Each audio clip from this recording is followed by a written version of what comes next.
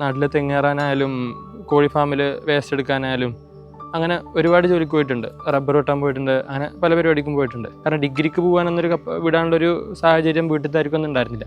ടൈൽസിൻ്റെ പണിക്ക് പോയി തുടങ്ങിയപ്പോൾ വർക്ക് കഴിഞ്ഞാൽ 6 മണി 7 മണിക്ക് വരുമ്പോൾ നല്ല മേലൊക്കെ നല്ല വേദനയും കയ്യും കാലൊക്കെ മുറിവൊക്കെ ആയിട്ടുണ്ടാവും. ഫ്രണ്ട്സ് ആരെങ്കിലും മോർണിംഗ് പോകുമ്പോൾ വല്ല ചായ എന്തെങ്കിലും വാങ്ങിച്ചെന്ന് അത് മാത്രം അത് കഴിച്ചിട്ട് പിന്നെ ഉച്ചക്ക് അമ്പലത്തിൽ നിന്ന് കിട്ടുന്നത് മാത്രം ഇത് മാത്രം കഴിച്ചെന്നൊരു സമയമായിരുന്നു സത്യം പറഞ്ഞാൽ. എറണാകുളത്ത് പഠിക്കുന്ന സമയത്ത് ക്ലാസ്സിൻ്റെ ടൈമിലൊക്കെ വീട്ടിൽ നിന്ന് ഉമ്മ വിളിക്കുന്ന സമയത്ത് കഴിച്ചോ എന്ന് ചോദിക്കുമ്പോൾ കഴിച്ചു എന്നല്ലാണ്ട് അവിടെ പറയാൻ എനിക്ക് വേറെ ഓപ്ഷനൊന്നും ഉണ്ടായിരുന്നില്ല. ഇപ്പോൾ ഞാൻ ഈ ജോലി കിട്ടി നാട്ടിൽ പോയിട്ട് ഞാൻ ഉപ്പാനോട് പറയുമ്പോഴാണ് സത്യം പറഞ്ഞാൽ ലൈഫിൽ ആദ്യമായിട്ട് എനിക്ക് എൻ്റെ ഉപ്പ ഒരു ഉമ്മ തരുന്നത്. അങ്ങനെ ഈ ഒരു 22ാമത്തെ വയസ്സിലാണ് ഞാൻ ആദ്യമായിട്ട് എൻ്റെ ഉപ്പാൻ്റെ ഇന്നൊരു ഉമ്മ വാങ്ങുന്നത്.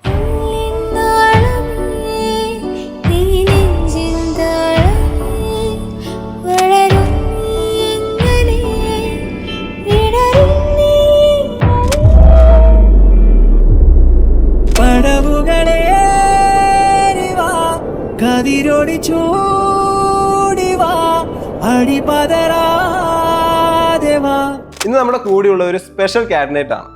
കാരണം ഒരുപാട് സ്ട്രഗിൾ ചെയ്ത് ഒരു പൊസിഷനോട്ട് എത്തിയ ഒരു വ്യക്തിയാണ്. കാരണം സ്മെക്കിലോട്ട് വരുന്ന സമയത്ത് ഒരു ബേസിക് നോളജ് ഇല്ലാതെ ഒരു +2 ക്വാളിഫിക്കേഷൻ മാത്രം വെച്ച് ഇന്നൊരു IT കമ്പനിയുടെ ടീം ലീഡ് പൊസിഷനോട്ടാണ് എത്തിയിരിക്കുന്നത്. സോ ഫുഹാദിൻ്റെ ഒരുപാട് പേഴ്സണൽ സ്ട്രഗ്ലിങ്സുകളും കാര്യങ്ങളും നമ്മൾ ഫേസ് ചെയ്തിട്ട് മാത്രമാണ് ഫുഹാദ് ഈ ലെവലിലോട്ട് എത്തിയത്. അപ്പോൾ ആ ഒരു ജേണിയാണെന്ന് നമ്മൾ ഡിസ്കസ് ചെയ്യാൻ പോകുന്നത്. അപ്പോൾ അവൻ്റെ സ്റ്റോറി നമുക്ക് അവനിൽ നിന്ന് തന്നെ കേൾക്കാം.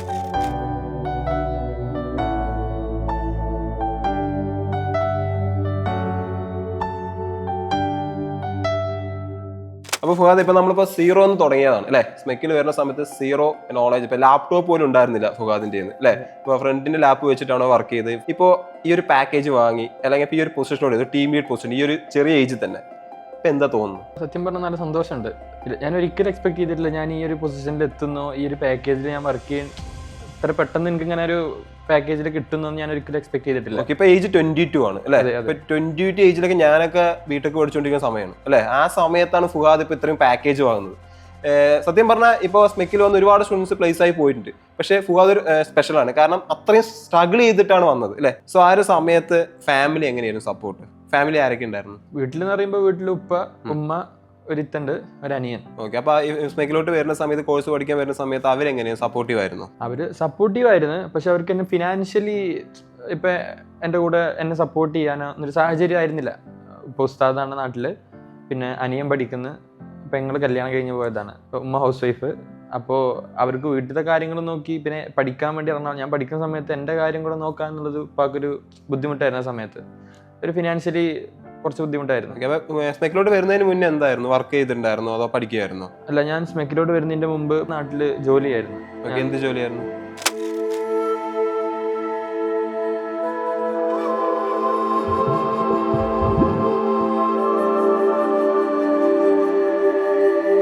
പത്താം ക്ലാസ് ഒരു 15ാം വയസ്സ് തൊട്ട് വീട്ടിലത്തെ കാര്യങ്ങൾക്ക് വേണ്ടി ഓരോ ജോലിക്കോ, വീട്ടുകാർ എൻ്റെ കാര്യത്തിന് വീട്ടുകാരെ ബുദ്ധിമുട്ടിക്കണ്ടെന്നൊക്കെ ഒരു കൺസെപ്റ്റ് ആയിരുന്നു. അപ്പോൾ അങ്ങനെ +2 കഴിഞ്ഞതിൻ്റെ ശേഷം ആ ജോലി അങ്ങോട്ട് സ്ഥിരമായി. പിന്നെ ദിവസം പോകാൻ തുടങ്ങി ആ ഒരു ജോലിക്ക് +2 ശേഷം. കാരണം ഡിഗ്രിക്ക് പോകാനൊന്നൊരു വിടാനുള്ളൊരു സാഹചര്യം വീട്ടിലത്താർക്കൊന്നും ഉണ്ടായിരുന്നില്ല. അപ്പം അങ്ങനെ ഞാൻ സ്വന്തമായിട്ട് പണിക്ക് പോയി എൻ്റെ കാര്യം വേറെ ആരും ബുദ്ധിമുട്ടിക്കാണ്ട് നോക്കാന്നുള്ളൊരു രീതിയിലായിരുന്നു. അങ്ങനെ പിന്നെ ഒരു ടൈൽസിൻ്റെ പണി ശരിയായതും പോകാൻ തുടങ്ങിയതൊക്കെ. ടൈൽസിൻ്റെ പണിക്ക് പോയി തുടങ്ങിയപ്പോൾ നല്ല ബുദ്ധിമുട്ടായിരുന്നു. അത്യാവശ്യം മെറ്റലെടുക്കാനും മണലെടുക്കാനും, വീടിനാണെങ്കിൽ 2ാം നില 3ാം നില എന്നൊക്കെ പറഞ്ഞ് ഈ ഫ്ലോറിലേക്ക് സ്റ്റെപ്പ് വഴി കൊണ്ടുപോകാനൊക്കെ ഭയങ്കര ബുദ്ധിമുട്ടായിരുന്നു. വർക്ക് കഴിഞ്ഞാൽ 6 മണി 7 മണിക്ക് വരുമ്പോൾ നല്ല മേലൊക്കെ നല്ല വേദനയും കയ്യും കാലൊക്കെ മുറിവൊക്കെ ആയിട്ടുണ്ടാവും. അപ്പോൾ ഞാൻ അങ്ങനെ ആലോചിച്ച് ഇത് ഈ ജോലിക്കും പോയിട്ട് കാര്യമല്ല, അത്യാവശ്യം നല്ലൊരു ജോലി തന്നെ വേണം. പക്ഷേ ബുദ്ധിമുട്ടിന് IT ഫീൽഡ് ജോലി എനിക്കന്ന് താല്പര്യം. അങ്ങനെ ഇത് പോരാ, പഠിക്കാനും നമുക്ക് പൈസ വേണം, ഡിഗ്രിക്കും പോകണം എന്ന് ആഗ്രഹം എപ്പോഴും ഉണ്ടായിരുന്നു. അങ്ങനെ ആ ജോലിയിൽ നിന്ന് മാറി അന്വേഷിച്ച് ഞാൻ വേറൊരു ഇതിന് പോയി. പിന്നെ ഇടയ്ക്ക് വർക്ക് കിട്ടുമായിരുന്നു ഈ തെങ്ങുമ്മ കയറാനും തേങ്ങടാനൊക്കെ. അതിന് പോയി, അതും ബുദ്ധിമുട്ടായി തോന്നിയതിൻ്റെ ശേഷം പിന്നെയാണ് ഞാൻ സെയിൽസിന് നാട്ടിൽ കയറി ഷോപ്പിൽ കയറിയത്. അത് ഇതേപോലെ വാൻ സെയിൽസ് ആയിരുന്നു, വണ്ടിയിലൊക്കെ പോയിട്ടുള്ള സെയിലായിരുന്നു. വൈകുന്നേരം വരണം, ആ സമയത്തും വീട്ടിലേക്ക് വരുമ്പോൾ 10 മണി 1 മണിയൊക്കെ ആവുമായിരുന്നു. വീട്ടിലേക്ക് വരുന്ന സമയത്ത് ഇതേപോലെ വണ്ടിയിൽ ലോഡ്, നാളത്തേക്കുള്ള ലോഡെല്ലാം കയറ്റിയിട്ട് പിറ്റേന്ന് വീട്ടിലോട്ട് വരാൻ പറ്റുള്ളൂ. പിറ്റേ ദിവസം രാവിലെ ഒരു 7 മണി 8 മണി ആകുമ്പോഴേക്കും പോകണം. വേറെ പല ജോലിക്കും പോയിട്ടുണ്ട്. നാട്ടിൽ തെങ്ങേറാനായാലും കോഴി ഫാമിൽ വേസ്റ്റ് എടുക്കാനായാലും അങ്ങനെ ഒരുപാട് ജോലിക്ക് പോയിട്ടുണ്ട്, റബ്ബർ വെട്ടാൻ പോയിട്ടുണ്ട്, അങ്ങനെ പല പരിപാടിക്കും പോയിട്ടുണ്ട്. ഇത്രയും ജോലി ചെയ്തിട്ടും എനിക്ക് ആഗ്രഹിച്ച കാര്യങ്ങൾ അങ്ങനെ നേടാനോ അതൊന്നും പറ്റിയിട്ടൊന്നുമില്ല. എൻ്റെ കാര്യങ്ങളൊന്നും അങ്ങനെ ഓക്കെ ആയിരുന്നില്ല. വീട്ടിലെ ഫിനാൻഷ്യലി എനിക്ക് അങ്ങനെ അവരെ അത്ര നന്നായിട്ട് ഹെൽപ്പ് ചെയ്യാനും പറ്റിയിട്ടുണ്ടായിരുന്നില്ല. പക്ഷേ ഞാൻ പഠിക്കാൻ പോകുമെന്നുള്ളൊരു ആഗ്രഹം ഉണ്ടായതുകൊണ്ട് ഒരുവിധമുള്ള എല്ലാ ആഗ്രഹങ്ങളോടും മാറ്റി വെച്ച് ഇതിലേക്ക് ഞാൻ ഫണ്ട് എടുത്തേക്കായിരുന്നു മെയിനായിട്ട്. ഈ ഒരു പഠിക്കാൻ പോകണം, അതിന് ഇതിൻ്റെ ചിലവുകളുണ്ട്. അപ്പോൾ അതിലോട്ടായിരുന്നു ഞാൻ കൂടുതൽ പൈസ എടുത്ത് വെച്ചിരുന്ന കാര്യങ്ങളൊക്കെ. അങ്ങനെ ആ ഫണ്ടും കൊണ്ട് ഞാൻ എറണാകുളത്തോട്ട് വന്ന് അങ്ങനെ അത്യാവശ്യം ഒരുപാട് ഫേമസ് ആയിട്ട് ഇൻസ്റ്റിറ്റ്യൂട്ടുകളും ഒക്കെ ഒരുപാട് ഞാൻ നോക്കിയിട്ടുണ്ടായിരുന്നു. അതിൽ നിന്നും കുറച്ച് കംഫർട്ടായിട്ട് തോന്നിയതും ഫീസിൻ്റെ കാര്യത്തിലായാലും അവരുടെ മെൻറ്ററിൻ്റെ സപ്പോർട്ടിൻ്റെ കാര്യത്തിലും എനിക്ക് കുറച്ചുകൂടെ ബെറ്ററായിട്ട് തോന്നിയത് സ്മെക്ക് ലാബായിരുന്നു. അങ്ങനെയാണ് സ്മെക്ക് ലാബിലേക്ക് എൻറോൾ ചെയ്യുന്നത്. പിന്നെ അവിടെ എൻറോൾ ചെയ്തതിൻ്റെ ശേഷം അവിടുത്തെ ക്ലാസ്സും കാര്യങ്ങളായാലും ഓൾമോസ്റ്റ് എല്ലാം പെർഫെക്റ്റ് ആയിരുന്നു. അവിടുത്തെ മെൻറ്റേഴ്സ് ആയാലും ഓൾമോസ്റ്റ് അവിടെ ക്ലാസ്സും കാര്യങ്ങളൊക്കെ അടിപൊളിയായിരുന്നു. മനസ്സിലാവുന്ന രീതിയിൽ അവരെല്ലാ കാര്യങ്ങളും നന്നായിട്ട് ഒരു ബേസിക് മുതൽ, അതായത് ഞാനൊരു IT ബാക്ക്ഗ്രൗണ്ടിൽ നിന്നല്ല വന്നിരുന്നത്, പക്ഷേ അതെല്ലാം മനസ്സിലാക്കി തരുന്ന രീതിയിൽ അവർ പക്കയായിട്ടായിരുന്നു ക്ലാസ് എല്ലാം എടുത്തിരുന്നത്. ഫീസിൻ്റെ കാര്യത്തിന് വേണ്ടി ഞാൻ ഊബറൊക്കെ ഓടിയിട്ടുണ്ടായിരുന്നു. ചില സമയത്ത് ഊബർ ഓടും. അതിൽ നിന്ന് കിട്ടുന്ന ചെറിയ വരുമാനം കൊണ്ട് ഞാൻ അങ്ങനെ ഫീസ് പിന്നെ അതുപോലെ ഫുഡിൻ്റെ കാര്യത്തിനൊക്കെ ചിലവൊക്കെ ആയിരുന്നു. ഒരു ലിമിറ്റ് കഴിഞ്ഞപ്പോൾ ക്ലാസ്സൊന്നും വർക്കിന് പോകണേയും കൊണ്ട് പ്രോപ്പറായിട്ട് ആവുന്നില്ല ഒക്കെ എന്നുള്ളൊരു കൺഫ്യൂഷനിലേക്ക് എത്തിയപ്പോൾ ഞാൻ വർക്കൊന്ന് നിർത്തി. എപ്പോഴെങ്കിലും വർക്ക് ഉണ്ടായിരുന്നുള്ളൂ, അത് ക്ലോസ് ചെയ്ത് കറക്റ്റ് ടൈമിന് ഭക്ഷണം കഴിക്കാണ്ട് ഞാൻ അവിടെ നിന്നൊരു സമയം ഉണ്ടായിരുന്നു. എന്ന് വെച്ച് കഴിഞ്ഞാൽ ദിവസം ഒരു നേരം മാത്രം ഭക്ഷണം കഴിച്ചിട്ട്, അതും വയറ് നിറച്ചിട്ടല്ല, സത്യം പറഞ്ഞാൽ അവിടെ ഒരു പാവക്കുളം അമ്പലത്തിൽ നിന്ന് ഫുഡ് കിട്ടും ഉച്ചയ്ക്ക് ഒരു ലേശം, അത് മാത്രം കഴിച്ച് ഞാൻ അവിടെ നിന്നൊരു ടൈം ഉണ്ടായിരുന്നു. അതാണ് ഇപ്പോൾ എൻ്റെ മറക്കാൻ പറ്റാത്തൊരു കാര്യം എന്ന് വെച്ച് കഴിഞ്ഞാൽ, സത്യം പറഞ്ഞാൽ അതാണുള്ളത്. ചില സമയത്ത് ഫ്രണ്ട്സ് ആരെങ്കിലും മോർണിംഗ് പോകുമ്പോൾ വല്ല ചായ എന്തെങ്കിലും വാങ്ങിച്ചെന്ന് അത് കഴിച്ചിട്ട് പിന്നെ ഉച്ചയ്ക്ക് അമ്പലത്തിൽ നിന്ന് കിട്ടുന്നത് മാത്രം, ഇത് മാത്രം കഴിച്ചെന്നൊരു സമയമായിരുന്നു എറണാകുളത്ത് ആ പഠിക്കുന്ന സമയത്ത്. ക്ലാസ്സിൻ്റെ ടൈമിലൊക്കെ വീട്ടിൽ നിന്ന് ഉമ്മ വിളിക്കുന്ന സമയത്ത് കഴിച്ചോ എന്ന് ചോദിക്കുമ്പോൾ കഴിച്ചു എന്നല്ലാണ്ട് അവിടെ പറയാൻ എനിക്ക് വേറെ ഓപ്ഷനൊന്നും ഉണ്ടായിരുന്നില്ല. കഴിച്ചു എന്ന് ചോദിക്കുമ്പോൾ കഴിച്ചു എന്ന് പറയും.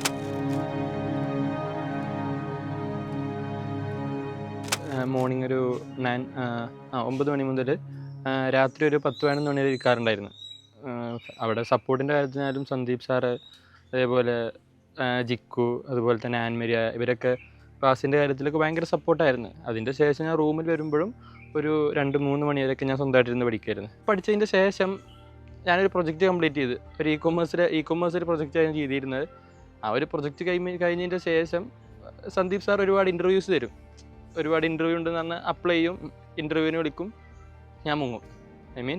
സാർ ഇൻ്റർവ്യൂവിന് പോകാൻ പറഞ്ഞാൽ എല്ലാം സെറ്റാക്കി തരും, ഞാൻ അവിടെ നിന്ന് മുങ്ങും. എനിക്ക് ജോലി എടുക്കാൻ നിർബന്ധമായിരുന്നു, പക്ഷേ ഇൻ്റർവ്യൂവിനെ എങ്ങനെ ഫേസ് ചെയ്യുക, അതുപോലെ അവരോട് എങ്ങനെ സംസാരിക്കുക എന്നൊരു ടെൻഷൻ കൊണ്ട് ഞാൻ മുങ്ങും.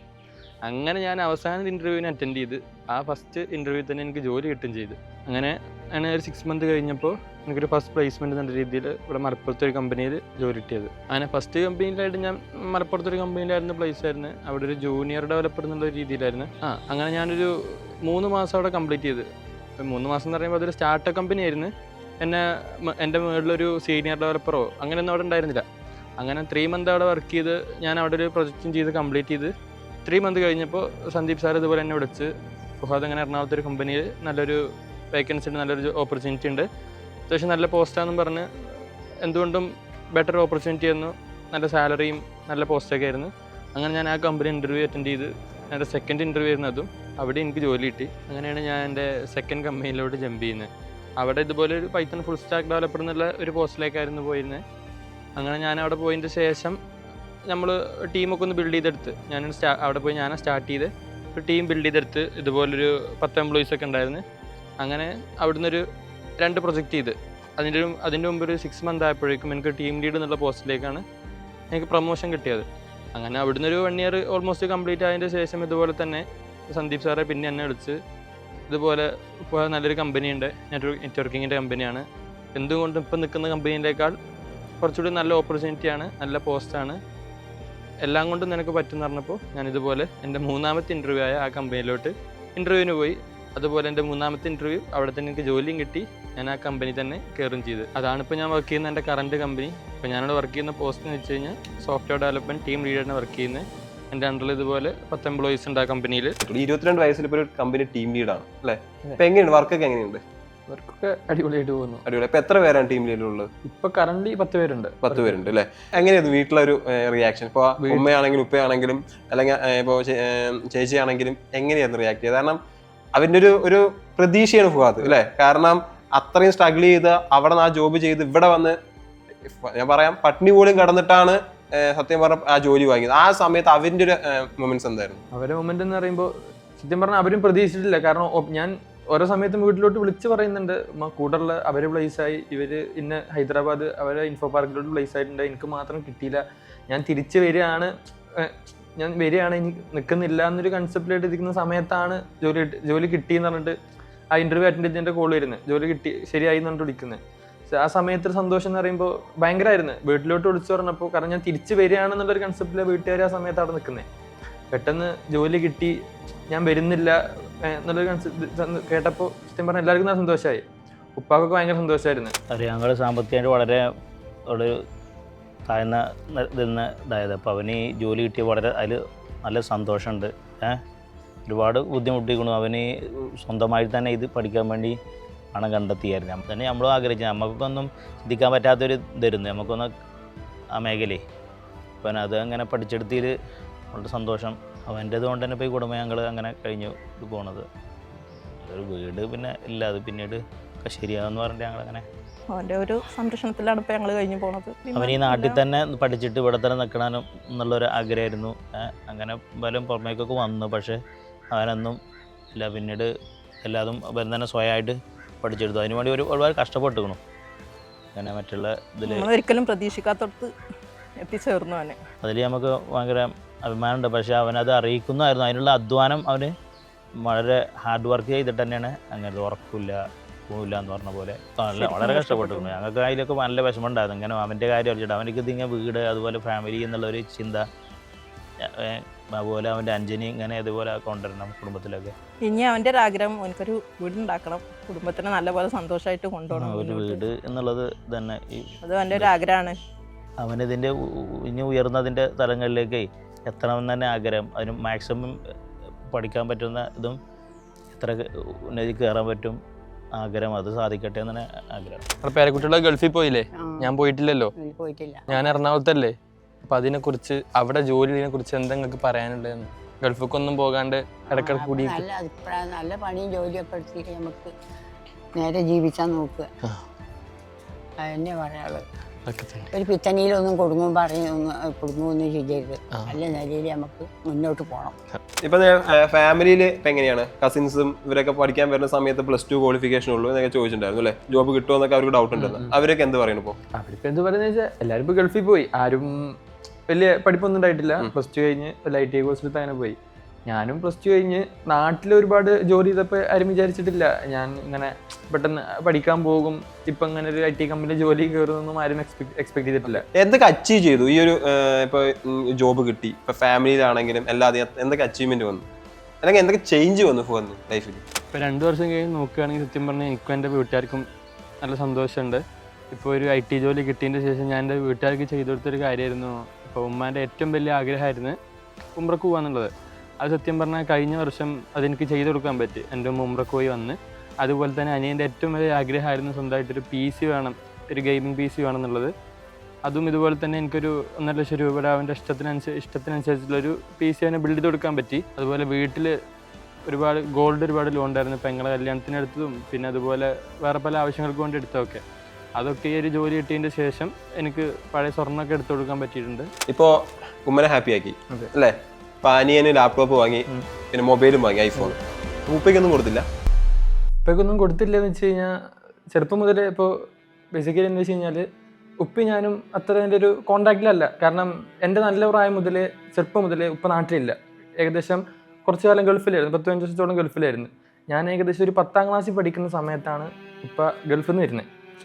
അപ്പോൾ അനിയനും പെങ്ങളൊക്കെ ആയിട്ട് ഉപ്പാനോട് ഭയങ്കര കമ്പനിയാണെങ്കിലും ഞാൻ തീരെ അങ്ങനെ കാണാത്തതുകൊണ്ടും സത്യം പറഞ്ഞാൽ ഉപ്പാനോട് ഞാൻ അത്ര നല്ലൊരു കോണ്ടാക്ട് ഉണ്ടായിരുന്നില്ല. കാണുമ്പോൾ ഇങ്ങനെ എപ്പോഴാണ് വന്നു ഇങ്ങനെ സംസാരം ഉണ്ടായിരുന്നുള്ളൂ. ഇപ്പോൾ നാട്ടിലിപ്പോൾ 10ാം ക്ലാസ് കഴിഞ്ഞ് ഇപ്പോൾ നാട്ടിലുണ്ടെങ്കിൽ ഞങ്ങളങ്ങനെ സംസാരിക്കാറില്ല, ഒന്നും അങ്ങനെ കാര്യമായിട്ടൊന്നും ഉണ്ടാറില്ല. ഭയങ്കര ഒരു ഗ്യാപ്പായിരുന്നു, ഡിസ്റ്റൻസ് ഉണ്ടായിരുന്നു, ഭയങ്കര ഡിസ്റ്റൻസ് ആയിരുന്നു. ഞങ്ങളൊന്നും അങ്ങനെ സംസാരിക്കാറില്ല. അങ്ങനെ ഇപ്പോൾ ഈ ജോലി കിട്ടി, ഞാൻ സത്യം പറഞ്ഞാൽ എൻ്റെ ഒരു ഏറ്റവും വലിയ ആഗ്രഹമായിരുന്നു ഇപ്പോൾ ഒരു ബൈക്ക് വാങ്ങിച്ചു കൊടുക്കണമെന്ന്. വാങ്ങിച്ചു കൊടുത്തിട്ടില്ല ഇതുവരെയാണ്, പക്ഷേ ഇപ്പോൾ അടുത്ത് ഞാൻ അത് വാങ്ങിച്ചു കൊടുക്കും.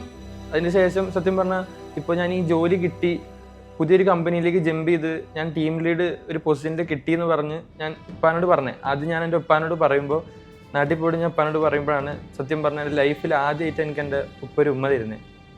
ഞാൻ ചെറുപ്പത്തിൽ അത്രയും ചെറുപ്പം മുതൽ കോണ്ടാക്ട് ഇല്ല ഞാൻ ഉപ്പാനോട്, സംസാരമില്ല, ഒന്നുമില്ല. അങ്ങനെ ഈ ഒരു പ്രായം 22ാമത്തെ വയസ്സിലാണ് ഞാൻ ആദ്യമായിട്ട് എൻ്റെ ഉപ്പാൻ്റെ ഇന്നൊരു ഉമ്മ വാങ്ങുന്നത്. ഇപ്പോഴത്തെ ഒരു സാഹചര്യം വെച്ചിട്ട് ഇപ്പോൾ നമ്മൾ നിൽക്കുന്ന ഒരു ചെറിയ വീടൊക്കെയാണ്. അപ്പോൾ ഇപ്പോൾ എനിക്ക് ഏറ്റവും വലിയ ആഗ്രഹം എന്ന് വെച്ച് കഴിഞ്ഞാൽ എൻ്റെ വീട്ടുകാരെ പുതിയൊരു നല്ലൊരു വീട്ടിലോട്ട് മാറ്റുക എന്നുള്ളതാണ് എൻ്റെ ഇപ്പോഴത്തെ ഏറ്റവും വലിയൊരു ആഗ്രഹം. എൻ്റെ കടങ്ങളൊക്കെ എല്ലാം വീടി പുതിയൊരു വീട്ടിലേക്ക് ഉമ്മാനും ഉപ്പാനും പെട്ടെന്ന് മാറ്റണം. നമ്മൾ ഇനി കാണുന്നത് ഫുആദിന്റെ ഹൗസ് വാമിംഗ് ആയിരിക്കും അല്ലേ? ചിലപ്പോൾ ഒരു വർഷത്തിനുള്ളത് ഉണ്ടാവും. അപ്പോൾ നല്ല ഉയരങ്ങൾ എത്തട്ടെ. അപ്പോൾ നമ്മളിപ്പോൾ ഇന്ന് ഫുആദിന്റെ സ്റ്റോറി കണ്ടു അല്ലേ? ഒരു ജോബ് എന്ന് പറയുന്നത് ഒരു ലൈഫ് ചേഞ്ചിങ് കൂടി മാത്രമാണ്, അല്ലാണ്ട് ഫിനാൻഷ്യൽ ഫ്രീഡം മാത്രമല്ല. ഇതുവരെ ഒരുപാട് പേര് സ്മെക്കിൽ ഇതേപോലെ പഠിച്ച് പല സ്ട്രഗ്ലിങ് അനുഭവിച്ച് ജോബ് വാങ്ങിയവരുണ്ട്. അപ്പോൾ ഇനി ഇതേപോലെ സ്ട്രഗ്ലിങ് അനുഭവിക്കുന്നവരും പറയും ഇത്ര കാര്യമുള്ളൂ. ഇപ്പൊ നമുക്കൊരു ഡ്രീം ഉണ്ടാവും, അല്ലെങ്കിൽ വിഷൻ ഉണ്ടാവും. ഈ വിഷൻ അച്ചീവ് ചെയ്ത് കഴിയുമ്പോൾ മനസ്സിലാവും നമ്മൾ അന്ന് അനുഭവിച്ച ഒരു സ്ട്രഗ്ലിങ് ആയിരിക്കില്ല. കാരണം അന്ന് ചിലപ്പോൾ സാലറി ഇല്ലാതെ നമ്മൾ വർക്ക് ചെയ്തിട്ടുണ്ടാവും, ചിലപ്പോൾ നൈറ്റ് വർക്ക് ചെയ്തിട്ടുണ്ടാവും. പക്ഷെ അതിൻ്റെ റിസൾട്ട് എന്ന് പറയുന്നത് നമ്മുടെ വിഷനും നമ്മുടെ ഡ്രീമുമാണ്. അതിനൊരു വലിയൊരു ഉദാഹരണമാണ് ഫുആദ്.